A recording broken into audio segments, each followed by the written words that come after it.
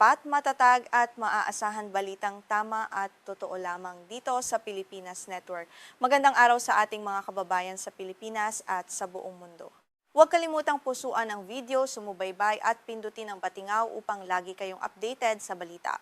Simulan na natin. Magandang araw sa inyong lahat. Isang mainit na isyu ngayon sa gitnang silangan ng mabilis na pagbabago sa demografiya ng silangang Jerusalem.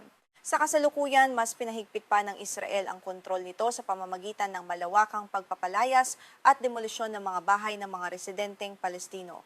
Ang hakbang na ito ay nagdudulot ng matinding pangamba at itinuturing ng marami bilang isang sistematikong pagbura sa kasaysayan ng mga Palestino sa rehiyon. Ayon sa mga lokal na grupo at aktivista, sinamantala ng pamahalaan ng Israel ang pagkakataon habang ang atensyon ng buong mundo ay nakatuon sa nagpapatuloy na digmaan sa Gaza, Lebanon at tensyon sa Iran. Dahil walang sapat na panggigipit o pressure mula sa Estados Unidos at iba pang makapangyarihang bansa, mas naging agresibo ang mga otoridad sa pagpapatupad ng kanilang mga plano sa silangang Jerusalem nang walang nagbabantay.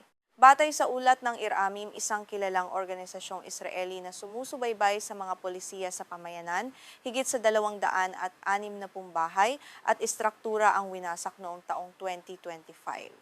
Ito ay kumakatawan sa 70% pagtaas kumpara sa nakalipas na 3 taon. Inilarawan ng mga mananaliksik ang sitwasyon ngayon bilang isang antas ng demolisyon at pagpapalayas na hindi pa nasasaksihan sa nakalipas na mga dekada. Sa likod ng mga numerong ito ay ang mga kwento ng personal na pighati. Isa na rito si Fakhri Abu Diab na sa loob ng maraming dekada ay nakipaglaban sa korte upang isalba ang kanyang tahanan. Subalit 2 taon na ang nakalilipas, wala siyang nagawa nang dumating ang mga bulldozer ng Israel upang tuluyang gumuho ang kanyang bahay. Ang kanyang buong buhay at mga alaala ay literal na naging abo at mga guho sa loob lamang ng ilang oras.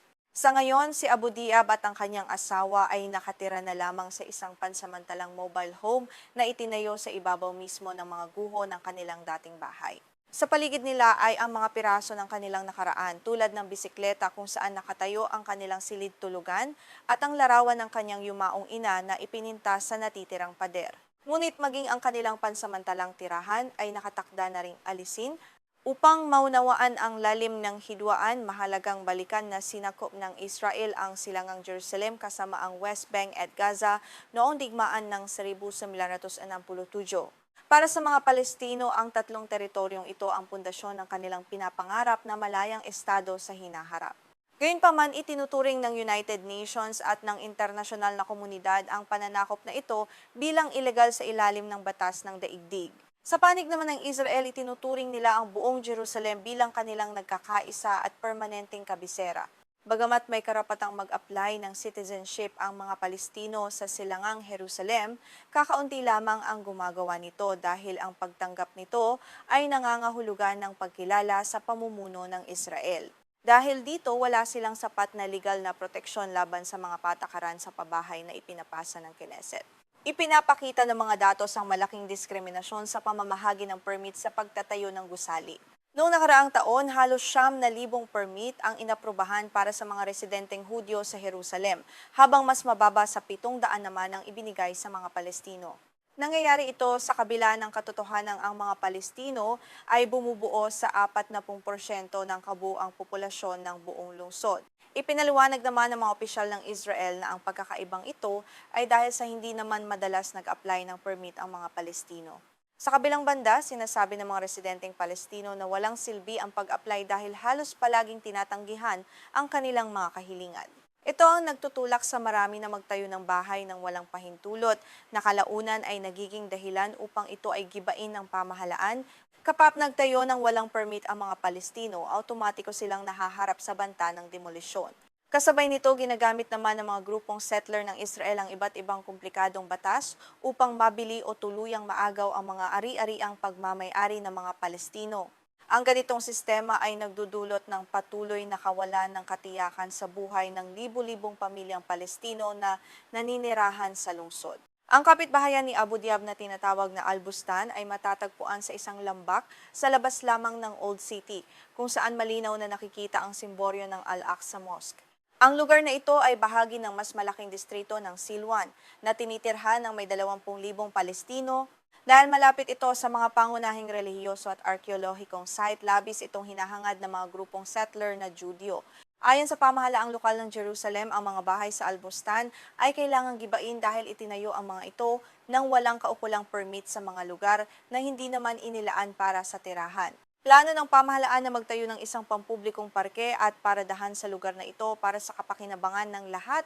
Sinasabi rin nila na nag-alok sila ng alternatibong pabahay ngunit hindi ito sineryoso ng mga residente.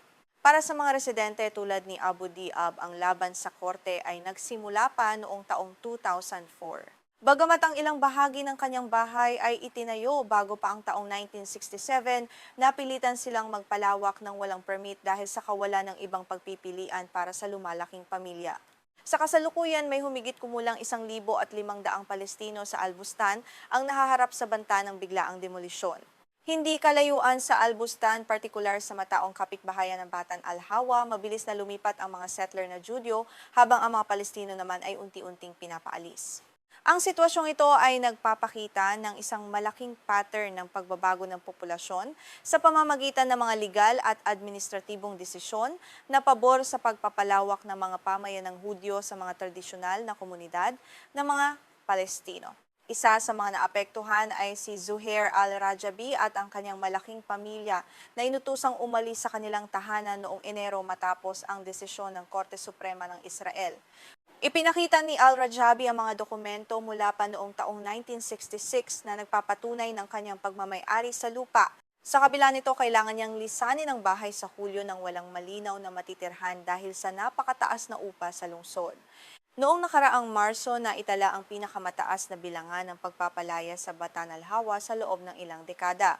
15 pamilya ang puwersahang pinalayas at daan-daang iba pa ang nanganganib na makaranas ng parehong kapalaran. Ayon sa grupong B'Tselem, ang mga pagpapalayas na ito ay hindi hiwalay na insidente kundi bahagi ng isang mas malawak at organisadong plano upang baguhin ang anyo ng silangang Jerusalem. Pinapayagan ng batas ng Israel ang mga settler na bawiin ang mga ari-ari ang pagmamay-ari ng mga Judyo bago pa ang digmaan noong 1948 na nagbunsod sa pagtatatag ng bansa. Gayunpaman, ang mga Palestino na tumakas o pinalaya sa kanilang mga tahanan sa loob ng Israel sa parehong panahon ay permanenteng pinagbabawalan na bumalik o bawiin ang kanilang mga ari-arian. Ang diskriminasyong ito ay patuloy na binabatikos. Inihayag ng tagapagsalita ng B'Tselem na ang mga nangyayaring pagpapalayas ay nagpapakita ng malalim na kooperasyon sa pagitan ng mga organisasyon ng settler at ng mga institusyon ng Estado. Layunin umano nito ang tuluyang pagbura sa presensya ng mga Palestino at pagpapalit sa kanila ng mga residenteng Israeli. Bagamat itinanggi ito ng Hudikatura ng Israel, marami pa ring sektor ang hindi naniniwala sa kanilang pahayag. Sa kabilang banda, ipinagtanggol ni Daniel Luria, ang pinuno ng Ateret Kohanim na isa sa mga pangunahing grupo ng settler, ang kanilang mga aksyon. Sinasabi niyang layunin nilang ituwid ang isang malaking kawalan ng katarungan sa kasaysayan sa pamamagitan ng pagtulong sa mga Hudyo na makabalik sa lugar na dati nilang tirahan. Ayon sa kanya, walang puwang ang isang hiwalay na estado ng Palestina sa kanilang hinaharap na plano. Sa pagtatapos ng ating ulat, isang watawat ng Israel ang nakikitang naiiwayway sa itaas ng bahay kung saan pinalayas ang 68 taong gulang na si Khalil Basbous. Sa kabila ng lahat, araw-araw pa rin siyang naglalakad lampas sa kanyang dating tahanan, hawak ang pag-asa na balang araw ay makakabalik siya. Ang hidwaan sa Jerusalem ay nananatiling isang malalim na sugat na patuloy na nagpapahirap sa mga mamamayan.